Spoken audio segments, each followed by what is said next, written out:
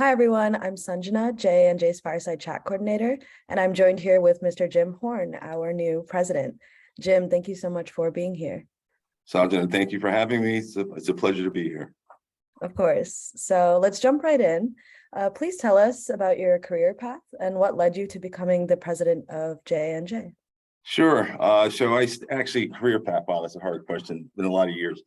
So I actually started my professional work life in a different industry, far different than human services, social services. So I was in production control and manufacturing for a helicopter company, and did a lot of product support for different helicopters. People might know the Black Hawk that the Army uses, the presidential fleet.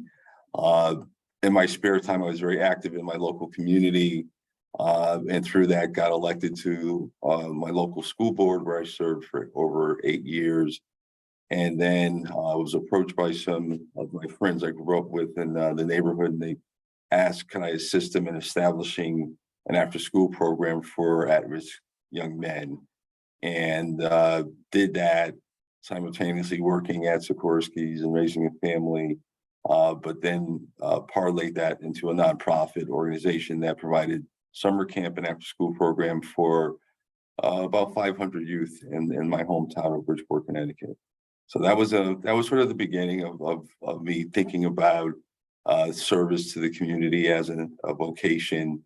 And through that experience, connected with my local United Way, left the helicopter manufacturer and went to United Way as an employee, and worked in Bridgeport, Connecticut's United Way for 5 or 6 years, then went on to several other United Ways, finally ending up in New Jersey.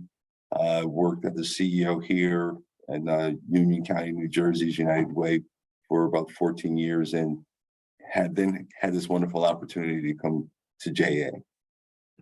Awesome. Yeah, it's so cool to hear how you were, as you said, sort of in a whole different industry and line of work. And we're so glad that you've made your way here. Sure. Thanks for So sharing. the interesting thing I will tell you about why here and why now, I'm actually a JA alumni. So when I started talking with the folks about the position, the first thing that really intrigued me was being able to go back to sort of my developmental roots in terms of understanding business and community service. Yeah, absolutely. That's pretty much the same for me as well. So glad to hear that. All right. So next, what is your overall vision for J&J? Do you have any short-term or long-term goals in mind for the organization?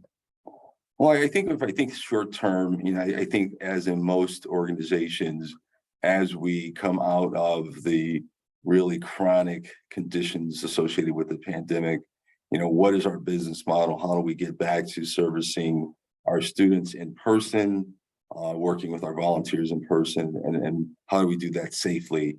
That's, I guess, the number one thought process, and understanding that we have been deprived of human interaction for quite some time, and the JA experience is a great place for students and volunteers to connect. So really trying to move that forward in a way that gets us back to something, our engagement in the pre-pandemic era. I think, maybe as I think about the organization, our staff and team, just providing the team with the support that we need to be prepared and start thinking strategically going forward about the direction of JA. As you know, we have some great programs here and do a lot of tremendous good in terms of financial literacy and support for young people. I think there's opportunities now for us to look at the school to career pipeline a little bit more specifically, and understand that everyone's pathway is different. Some young people are going to go onto a 4-year institution.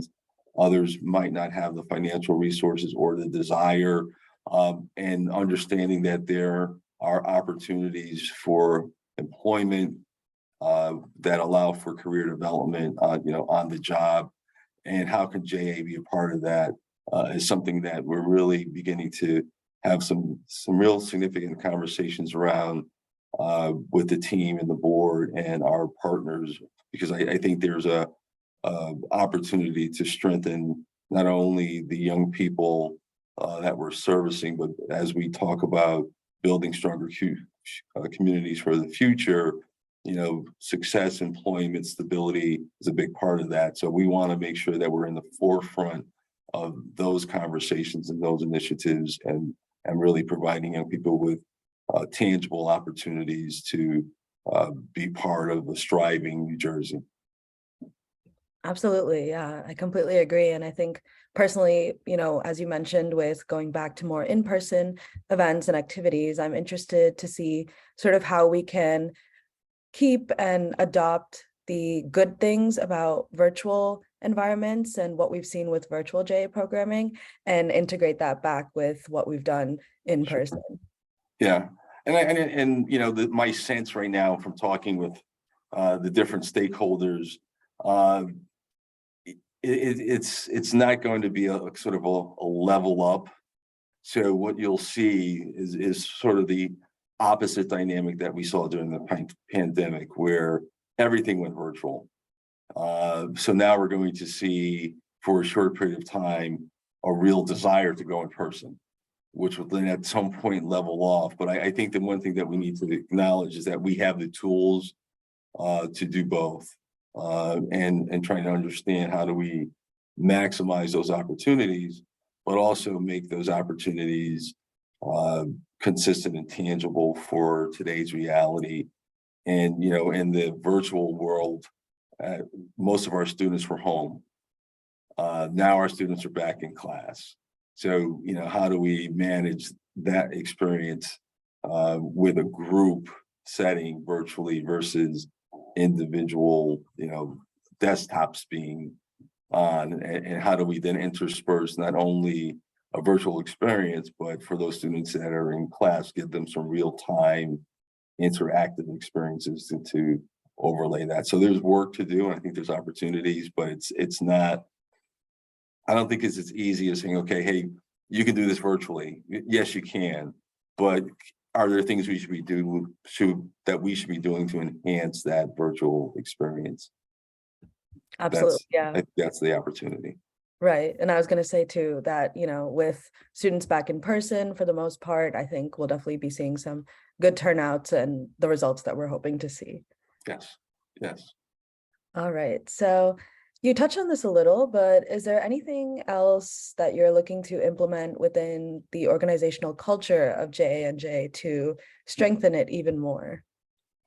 Well, I'm a big, from my previous career, numbers and pace are important to me. So I think there's definitely opportunities to increase our efficiency by utilizing technology and creating systems that are more all-encompassing of the work we do. I mean, we track data in multiple ways now. There are obviously software tools that we can implement to make that more streamlined. So definitely want to take advantage of that. And then, looking at our student reach, we reach about 5% of the students throughout the state of New Jersey. Obviously, there's tremendous, I'm not going to say opportunity, but there are opportunities to help more students and give this experience to more New Jersey students. So we're really looking to drill down on a strategy to onboard more schools and school districts to take advantage of our programs. And on the other side of that, a sense of how do we manage the geography of the state of New Jersey, and to ensure that our programs are have fidelity throughout the state. So those are just some things that we know we have to deal with as an organization. The reality that someone from Atlantic County is going to come up to Edmonton for a day, and it's really, you're driving for 2.5 hours one way. So it kind of challenges our model of what, how we engage with those students. So just some realities I think we just have to be mindful of as we think about growth. Yeah, absolutely. Thank you for sharing. So next, kind of going more in on a personal note, what Uh-oh. is the best piece of advice you have ever received? Well, I think maybe not advice, but just life lessons. The one that really kind of sticks with me is don't give in, don't give up. You're going to face challenges. You're going to go out, in one direction, and all of a sudden the road is detoured. But don't give up or give in to what you're trying to accomplish, because ultimately, in the right time and space, you'll be able to achieve those goals. And I think work ethic is also something that has been instilled in me, and I look at and have role models for people that, not only worked hard, but worked smart, and really had a good sense of where they wanted to go and what their values were, and how their careers were helping them fulfilling their values. And, that's really been important. Those are a few things that I think have really drive me, kind of as my North Stars, and how I move forward and kind of deal with the day-to-day realities of life. Yeah, absolutely. I love those two pieces. And I think especially, on the first note, about challenges, we've seen that even an organization like JA was able to adapt and reroute and still be successful during such a hard time in the world. So great Sure. pieces of advice, and I'll definitely hold them with me.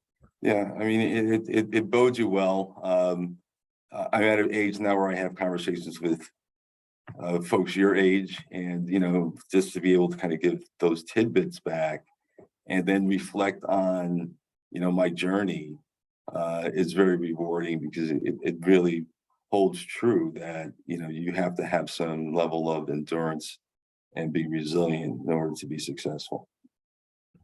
Absolutely. So lastly, who serves as your biggest inspiration in business and or life in general? Wow.